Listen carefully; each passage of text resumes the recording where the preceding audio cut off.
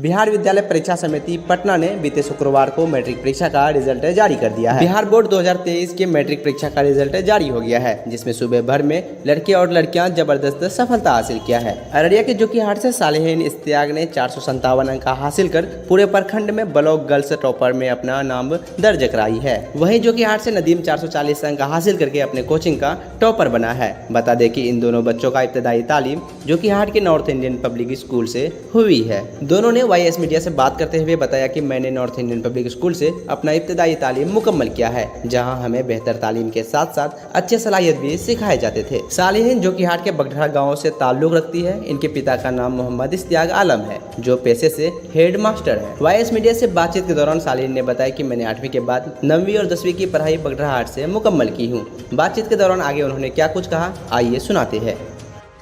सालीन, matric में आपने इतने अच्छे अंक हासिल की है, इस पे आपको किस तरह की खुशी महसूस हो रही है और आप क्या कहना चाहेंगे? मुझे बहुत खुशी महसूस हो रही है, क्योंकि मेरे माँ बाप ये रिजल्ट सुन के बहुत खुश थे और मैं उन लोगों को ये कहना चाह रही हूँ कि बहुत अच्छे से पढ़े, बहुत मेहनत करके पढ़ें, ताकि आप भी अपने माँ बाप को प्राउड फील करवा सकें। पढ़ने के दौरान जो है पढ़ाई के लिए जो है किस तरह का रूटीन फॉलो करते थे, किस किस तरह से कब कब पढ़ते थे और क्या क्या कैसे पढ़ते थे? मैं अपना एक रूटीन खुद से बनाई थी और एक उस पर हाइट मतलब टारगेट लेती थी कि मुझे ये पढ़ना। पहले मैं मैथ पढ़ती थी, उसके बाद साइंस सोशल वगैरह पढ़ती थी। अगर कोई थोड़ा सा बोर फीलिंग होता तो 10 मिनट ब्रेक लेके माइंड फ्रेश करती थी, उसके बाद फिर पढ़ना स्टार्ट करती थी। आपकी इब्तदाई तालीम कहाँ से हुई और किस तरह का गाइडेंस मिल रहा था वहाँ पे? मेरी शिक्षक और इब्तदाई डायरेक्टर की तालीम तरफ से? नॉर्थ इंडियन पब्लिक स्कूल से हुई और मैं वहाँ 8 तक पढ़ी, उसके बाद कोचिंग में ज्वाइन की। वहाँ के डायरेक्टर सर और वगैरह मतलब बहुत अच्छी सपोर्ट कर रहे थे, अच्छा गाइडेंस मिल रहा था मुझे। अभी आपको स्कूल वगैरह में पढ़ने के बाद ऐसा लगा कि हाँ हम बहुत ज़्यादा कैद है, इस तरह का कोई? नहीं, मुझे ऐसा कभी महसूस नहीं हुआ। अब उन लड़कियों को क्या कहना चाहेंगे जो आपके आसपास या हमारे आसपास है और वो पढ़ना नहीं चाह रही है? मैं उन लड़कियों को ये कहना चाहती हूँ कि एजुकेशन बहुत बड़ी चीज़ है। अगर आपके पास एजुकेशन है तो आप कुछ भी कर सकते हैं, समाज सुधार सकते हैं। अगर आपके समाज में गंदे लोग हैं तो उन लोग के विचार सुधार सकते हैं। एजुकेशन क्योंकि सबसे बड़ी पावरफुल चीज़ है। सालीन, आप एक लड़की है, उसके बावजूद भी आपको पेरेंट्स पढ़ने के लिए इतने ज़्यादा जो है फ्रीडम दिया है और सपोर्ट कर रहा है, तो आप पेरेंट्स को किस तरह से शुक्रिया अदा करेंगे? मैं अपने माँ बाप के बहुत बड़ी शुक्रगुजार हूँ, क्योंकि मुझे इस काबिल समझाई और मुझे आगे पढ़ाया, आगे बढ़ाया। बिना किसी नेगेटिव सोच के मुझे आगे बढ़ने के लिए मौका दे रहे हैं और मैं ये मौका नहीं मैं तो खोना चाहती हूँ। सालीन, आपका एम क्या है, क्या बनना चाहते हैं आप अपने करियर में? मैं एक IAS ऑफिसर बनना चाहती हूँ, क्योंकि मुझे अपने पूरा देश को सुधारना, अपना समाज सुधारना। क्योंकि समाज में बहुत ऐसे लोग रह रहे हैं कि उन लोगों के पास गंदे गंदे विचार हैं कि आगे बढ़ के लड़की इन लोग क्या करेगी, क्यों पढ़ेगी, मतलब घर पे रहना चाहिए। इन लोगों का मतलब ये करना, विचार सुधारना चाह रही हूँ। मैं साइंस से लेकर मतलब IIT करके IAS बनना चाह रही हूँ। अंत में आप अपने जो आपकी उम्र की जो बच्चियां हैं या फिर जो बच्चे हैं उनको क्या मैसेज देना चाहेंगे? मैं उन लोगों को ये कहना चाह रही हूँ कि बहुत मेहनत करें, बहुत अच्छे से पढ़ें, ताकि आपके माँ बाप बहुत खुश हो सकें और प्राउड फील महसूस कर सकें। 440 अंक हासिल करके नदीम और नदीम के परिवार बहुत खुश है। अपने गांव से मैट्रिक में इतना अंक हासिल करने वाला यह पहला लड़का है। नदीम के पिता का नाम मोहम्मद असहाब है, जो पेशे से एक शॉपकीपर है। नदीम अपने कोचिंग में सबसे ज़्यादा अंक हासिल करने वाला पहला छात्र है। इन्होंने YS मीडिया से बात करते हुए क्या कहा, आइए सुनाते हैं। मुझे इस बात की बहुत ज़्यादा खुशी है कि मैं अपने कोचिंग का फर्स्ट टॉपर हूँ और इससे मेरे माता पिता जो हैं उनको भी मुझ पर बहुत प्राउड है कि उन्होंने मेरी हेल्प की और मैंने इतना मेहनत करके कोचिंग फर्स्ट आया। मेरे सर को भी मुझ पर बहुत प्राउड है कि मैंने इतना अच्छा नंबर लाया। पढ़ने के दौरान जो है आप किस तरह से वक्त को मैनेज करते थे? टाइम मैनेजमेंट क्या था, क्या पढ़ने का प्लान क्या था, किस तरह से पढ़ाई करते थे आप? मेरे पढ़ने के दौरान मेरा मैनेजमेंट ये था कि मैं किसी को देख के नहीं पढ़ता था कि अगर वो 4 बजे जगे तो 4 बजे भोर में जग के पढ़ता है तो मैं भी 4 बजे भोर में जग के पढ़ूँगा। मैं किसी से इस तरह का किसी को देख के नहीं पढ़ता था। मेरा जब मन होता था, जब मैंने एक रूटीन बनाया था, उसी के हिसाब से मैं पढ़ता था।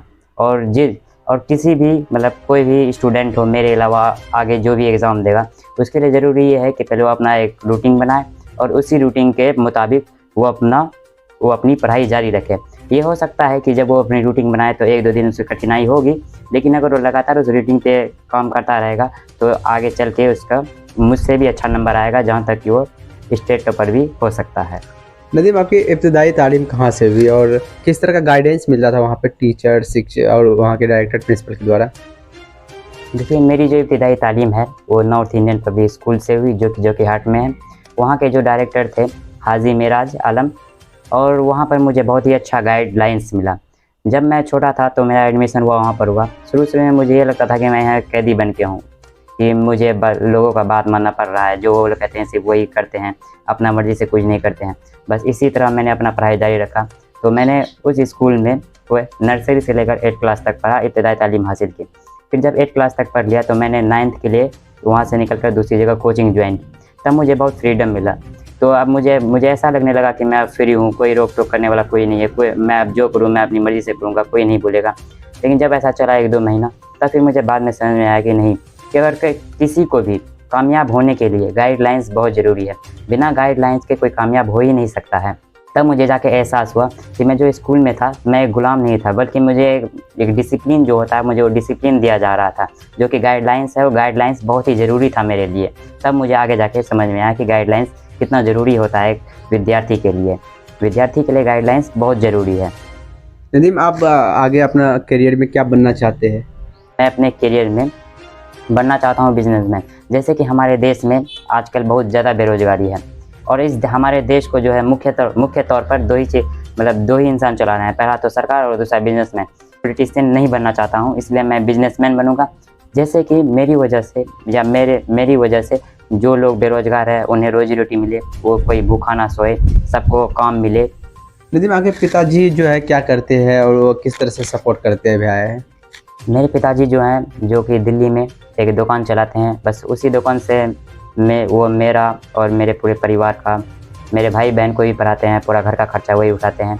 और जहाँ तक कि मेरी बात है तो उन्होंने हर मुश्किल वक्त पर मेरा साथ दिया, और जहाँ पर मेरा हिम्मत टूटा तो उन्होंने ही समझाया, उन्होंने बहुत ही साथ दिया।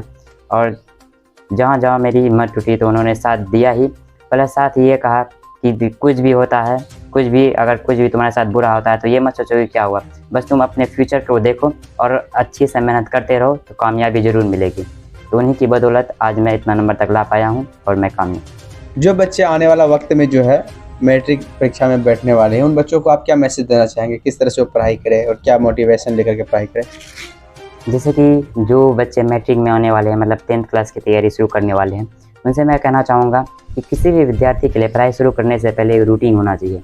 रूटीन जो होता है कामयाब इंसान के लिए सबसे पहला चॉइस रूटीन होता है। जब तक रूटीन नहीं होगा तो आप अपनी ज़िंदगी में पढ़ाई हुए या और भी कोई काम, बिना रूटीन का कुछ भी कामयाब नहीं होता है। इसलिए पढ़ने के लिए सबसे पहले एक रूटीन बनाएं और उस रूटीन को फॉलो करें।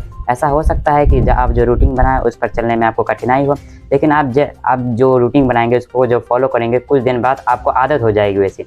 तो उसी रूटीन को फॉलो करें और उसी पर चलते रहें, और जो भी कठिनाई हो उसको हल करके उससे आगे बढ़ें। जो कठिनाई उससे डर के पीछे ना भागें। अगर कुछ समझ में नहीं आता है तो जाके दोबारा पूछें, और जो कोचिंग में पढ़ाया जाता है उसको बार बार रिवीजन करें।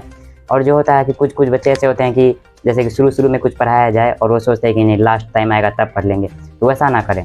जो शुरू में पढ़ा जाए बस धीरे धीरे करके सब कुछ एक जगह से पढ़ते चलिए, शुरू से ही पढ़ते चलिए। इस तरह आप टॉपर भी रहेंगे और आगे आपका लाइफ सक्सेस रहेगा। और रूटीन जो है, रूटीन को मत भूलिए। रूटीन ही सबसे बड़ा जो हथियार है आपका पढ़ाई में, रूटीन ही है। रूटीन होना बहुत ज़रूरी है। रूटीन के साथ सबसे बड़ी बात ये है कि आपको गाइडलाइंस कैसा मिल रहा है। टीचर, इसमें बहुत बड़ा टीचर का योगदान है जो आपको गाइडलाइंस देते हैं।